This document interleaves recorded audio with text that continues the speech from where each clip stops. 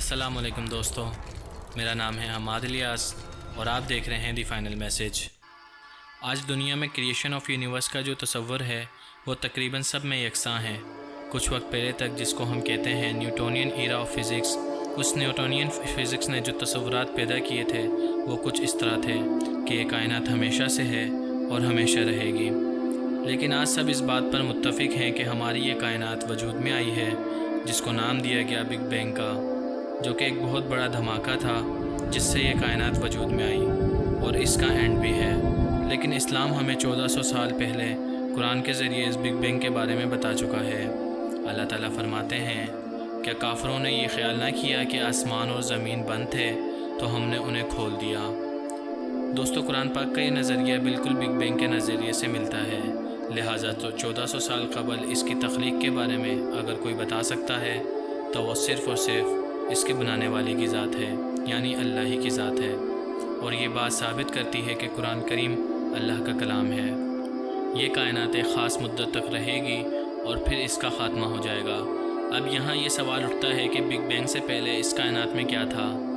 Big bang سے پہلے اس کائنات میں بہت چھوٹے چھوٹے ذرات تھے، ان میں ٹریلینس آف سینٹی گریڈ تک یا اس سے بھی زیادہ کی حرارت تھی، اور اس نظریے کے بارے میں بھی اللہ تعالیٰ نے قرآن کے ذریعے ہمیں بتا دیا ہے۔ اللہ تعالیٰ فرماتے ہیں، اور پھر ہم آسمان کی طرف متوجہ ہوئے اور وہ اس وقت دھواں تھا، تو اس نے آسمان کو اور زمین کو حکم دیا کہ تم دونوں وجود میں آ جاؤ، چاہے خوشی سے چاہے زبردستی۔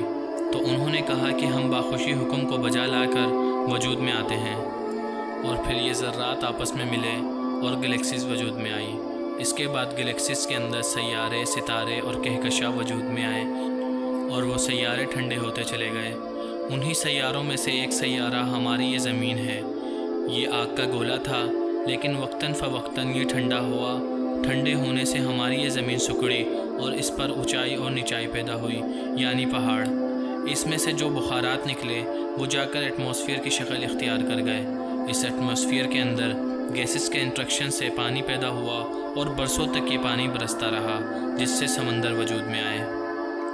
اور جب پانی کی وجہ سے زمین ٹھنڈی ہوئی اور زمین کے اوپر کرسٹ آف دی ارتھ وجود میں آیا، تو وہ اور پانی کے ذریعے اس ہماری زمین پر زندگی کا آغاز ہوا، اور پھر ان سب مراحل سے گزر کر آخری نتیجہ جو ہے آج کے نظریے کے مطابق، یہ ہومو سیپینس یعنی انسان۔ دوستو، بگ بینگ کے نظریے کے مطابق آج کی سائنس کہتی ہے کہ ڈارک انرجی اتنی طاقتور ہے کہ تمام کہکشائیں مسلسل ایک دوسرے سے ایک سیکنڈ میں 3 لاکھ کلومیٹر یا اسپیڈ آف لائٹ سے دور ہوتی جا رہی ہیں، اور ہماری کائنات مسلسل ایک غبارے کی مانند پھیل رہی ہے۔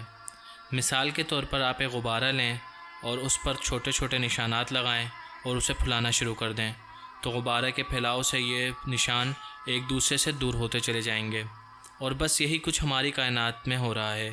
اور ایک وقت آئے گا کہ ایک حد کے بعد یہ غبارہ پھٹ جائے گا اور اس کائنات کا اختتام ہو جائے گا، کیونکہ اللہ تعالیٰ کی تخلیق کردہ ہر ایک چیز کو اپنی ایک مدت گزار کر موت ضرور آنی ہے۔ دوستو، سائنس اس کائنات کے اختتام کے بارے میں بھی ایک عظیم نظریہ رکھتی ہے، جسے بگ بینگ کے مقابلے میں بگ کرنچ کا نظریہ کہتے ہیں۔ اس کے مطابق ہماری کائنات ایک انتہا تک پھیلنے کے بعد واپس لپٹنا شروع ہو جائے گی، اور آخر کار ایسے نقطے میں بند ہو جائے گی جہاں سے اس کی شروعات ہوئی تھی۔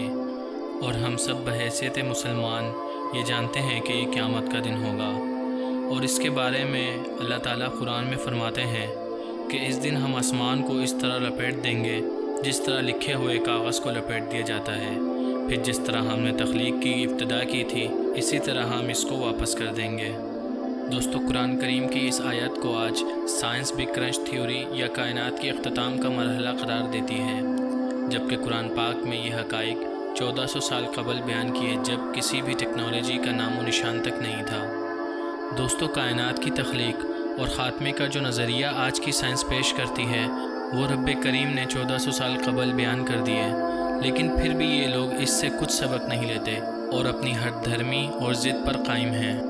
بے شک کائنات کی پیچیدگیوں، اسے بنانے اور اس کے خاتمے کے بارے میں صرف وہی ذات بیان کر سکتی ہے جو اس کی تخلیق کرنے والی ہو، اور وہ صرف اور صرف اللہ پاک کی ذات ہے۔ دوستو، مجھے امید ہے کہ آج کی ہماری یہ ویڈیو آپ کو بہت انفارمیٹیو لگی ہوگی اور پسند آئی ہوگی۔ اگر ویڈیو آپ کو اچھی لگی تو اس کو لائک کیجئے اور دوستوں میں شیئر کیجئے۔ مزید اس طرح کی ویڈیوز کے لیے آپ ہمارے اس چینل کو سبسکرائب کریں۔ ملیں گے ایک اور نئی انٹرسٹنگ ویڈیو میں، تب تک کے لیے اپنا خیال رکھیں۔ Thank you for watching this video. اللہ حافظ۔